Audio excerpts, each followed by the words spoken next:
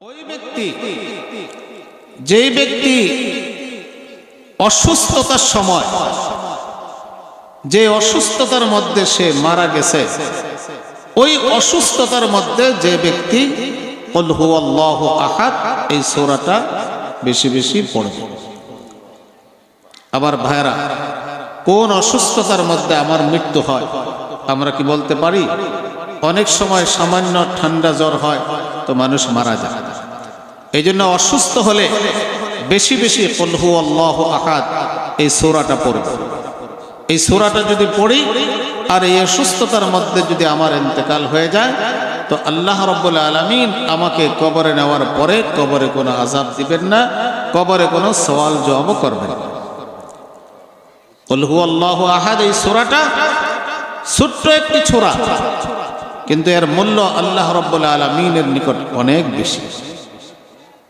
বুখারী শরীফের হাদিস, কিতাবুত তাফসীরে নিয়ে আসছে, ফাজাইলে কোরআনের মধ্যে হাদিস আনছে। একজন ইমাম সাহেব আলহামদু সূরার পড়ার পরে আরেকটা সূরা মিলাইতেন, সূরা মিলানোর পরে আবার কুল হুয়াল্লাহ সূরাটা পড়তেন। প্রতি রাকাতেই আলহামদু পড়ার পরে আরেকটা সূরা মিলায় আরেকটা সূরা মিলানোর পরে কুল হুয়াল্লাহ সূরাটা পড়তেন। মতলব হলো যে প্রতি রাকাতেই সে কুল হুয়াল্লাহ পড়বে। এটা মুসল্লিরা ভালো চোখে দেখেন না।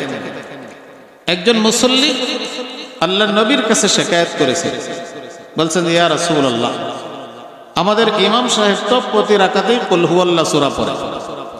হুজুর তাকে ডাকালেন, ডাকানোর পরে জিজ্ঞাসা করলেন, তুমি কি প্রতি রাকাতেই কুল হুয়াল্লাহ সূরাটা পড়ো নাকি? তো বলে যে ইয়া রাসূলুল্লাহ, আমি প্রতি রাকাতেই পড়ি। তো বললেন যে কেন পড়ো? তো সাহাবী বললেন ইন্নী উহিব্বুহা, ইয়া রাসূলুল্লাহ, এই সূরাটাকে আমি ভালোবাসি, মোহাব্বত করি, পছন্দ করি। আল্লাহ নবী বলছেন হুব্বুকা ইয়াহা আদখালাকাল জান্নাহ, এই সূরায়ে ইখলাস, এই কুল হুয়াল্লাহ সূরার ভালোবাসার মোহাব্বত তোমাকে জান্নাতে পৌঁছাবে। আমার ভাইরা, এই কুল হুয়াল্লাহ সূরা সকলেই তো জানিত না, সকলেই পড়তে পারি। একদিন আল্লাহ নবী সাল্লাল্লাহু আলাইহি সাল্লাম সাহাবাদেরকে জিজ্ঞাসা করলেন, এই সাহাবারা, তোমাদের মধ্যে কে আছো যে সারাদিন কাজ করে রাত্রে ঘুমানোর পূর্বে সুলুসে কোরআন অর্থাৎ 10 পারা কোরআন শরীফ পড়ে ঘুমাবে, এমন কে আছো? সাহাবা একরাম চুপ, কেউ দাঁড়াইল না এবং বললেন ইয়া রাসূলুল্লাহ, সারাদিন কাজকর্ম করে শরীর ক্লান্ত হয়ে যায়, 10 পারা কোরআন শরীফ পড়ে ঘুমানোর সাধ্যতা আমাদের কারণে।